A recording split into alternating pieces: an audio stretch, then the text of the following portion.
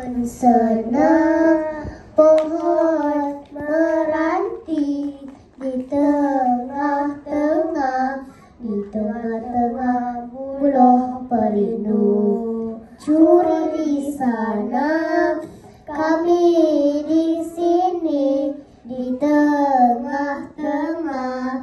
tengah-tengah ingin berpantun.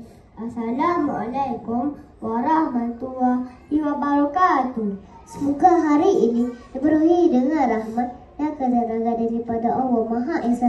Kami murid kelas 5 Imam Tarmizi dari Tadika Tasni 3S ingin persembahkan sebuah pantun dan sihat yang bertajuk dan sihat sepanjang zaman.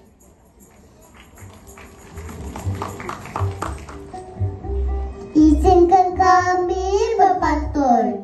Nama saya Eyang Etam, suka berpantun dan juga bergaya. Nama saya Haikaya Awesome, rajin belajar untuk berjaya. Amin huluh jadikan kala, juluk rambutan di tepi taman. Nasihat ibu jangan dibantah, nak jadi bertunjuk sepanjang zaman. Gulai lemak saya cendawan, anak udang goreng Belanda. Kasih mak sepanjang jalan, sayang saudara sama berada.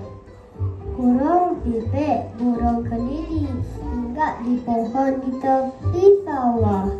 Jika hidup tidak berbudi, ibarat pokok tidak berbuah. Kuda saya berwarna putih, cantik sekali ketika berjalan.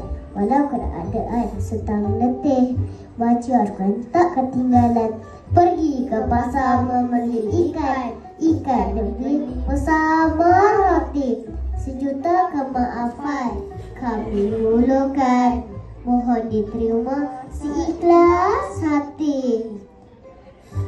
Terima kasih kami ucapkan kepada juri dari ibu bapa. Sekian. Terima kasih.